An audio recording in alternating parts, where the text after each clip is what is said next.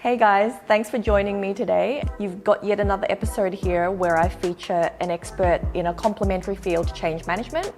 And today I've got Mark from Yarno, a micro-learning platform, because change and learning go hand in hand. And as Mark knows all too well, you can't expect to change people's behavior by boring them. Thanks, Chrissy. Yeah, good morning. So I'm Mark from Yarno. We're a micro-learning organisation, and what we do is take a company's training, extract the key takeaways, and then deliver that in bite-sized pieces in the form of a daily quiz. That's really different because usually it's a once-a-year, really laborious effort that people don't look forward to. Yeah, that's right. So we're trying to move away from that one-and-done training approach. Right. And so why learning? Why do you think learning is now the new competitive advantage for organisations? It's a great question, and it's something that my business partner Lockie Gray actually talks about a lot. And he calls it a hyperlearning organisation, and really what that is organisations that see learning as their competitive edge. So companies that use things like continuous feedback loops, embedding and reinforcing, change management, of course, having someone in charge and has a remit for learning and moving that change project, because it's a cultural shift a lot of the time. Yep. And you know, Apple's a great example.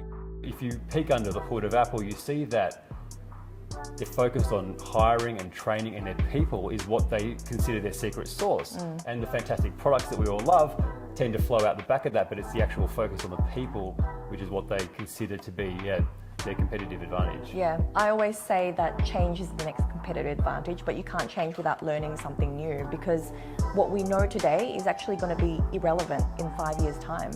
So, you know, last year we've seen our entire world change, you know, fully remote working, learning, leading, studying.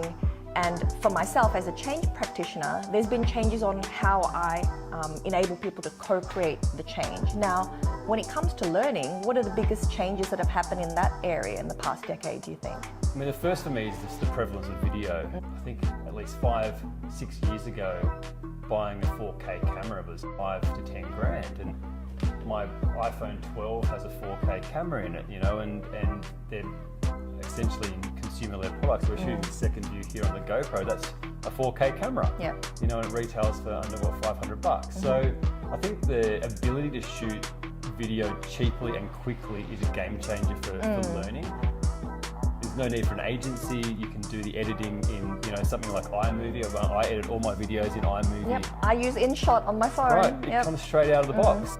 And I think the second area for me is the augmented reality as well. So I think as that becomes more cost effective, at the moment it's very expensive to create augmented reality because you've got to design the scenarios, you know, you're really putting people inside these worlds, and that's an expensive project, and usually an agency would take care of that.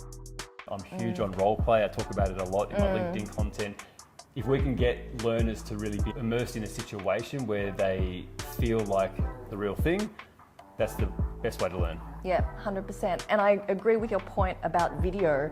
So this happened accidentally. I was rolling a $42 million technology implementation, and some guy posted a video of him just talking on his mobile phone saying, hey guys, did you know I can do ABC with this system? Posted on Yammer, went viral. Yeah. So anybody is now a videographer. Yep, the power of the selfie. The power of the selfie. It's not just for the influencers, you know, it's for the learning. Maybe that's what you hashtag selfie learn.